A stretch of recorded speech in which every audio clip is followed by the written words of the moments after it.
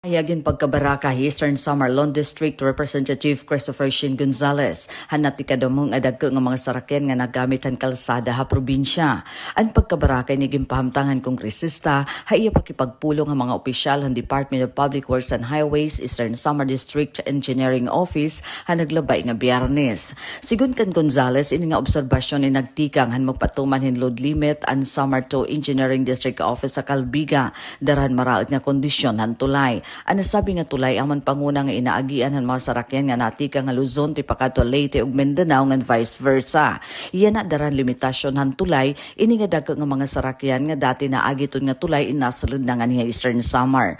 Nga ni pulong ni Gonzales haya pagbiyahe sa kagabi may ada ni rahin abtan nga napulong nga gidadagko nga truck ang punhin kargada nga sigurado hiya na sobrang load capacity han kalsada nga mga tulay ha probinsya. Kung masuga dinhi pulong niya diri mailo natin mga kalsada.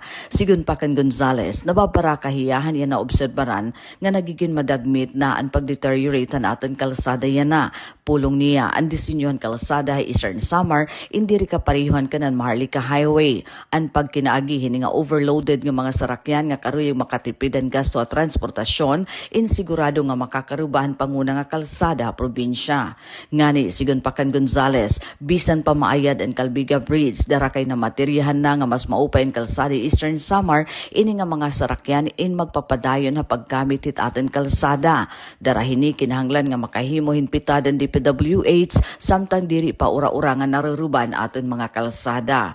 Hapanig ang Department of Public Works and Highways iginpahayag ni OIC District Engineer Jihela Rojas ang pag-implementaran load restrictions in kinahanglan hin koordinasyon ng mga local government unit, Department of Transportation, pinaagan Land Transportation Office ng Philippine National Police.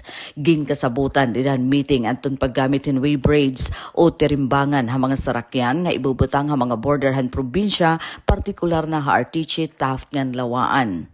Samtang kung may nanumduman, hagin dumarang inspeksyon ha Maharlika Highway di pala maiha, una na nga iginpahayag ni DPWH Secretary Vince Dizon nga DOTR Secretary Giovanni Lopez ang importansya han pagpatuman hin istrikto nga enforcement han anti-overloading efforts sa gobyerno para mapudngan ang pagbiyahe overloaded nga mga sarakyan nga usa nga kausa han pagkarubahan kalsada nga mga tulay han nasod.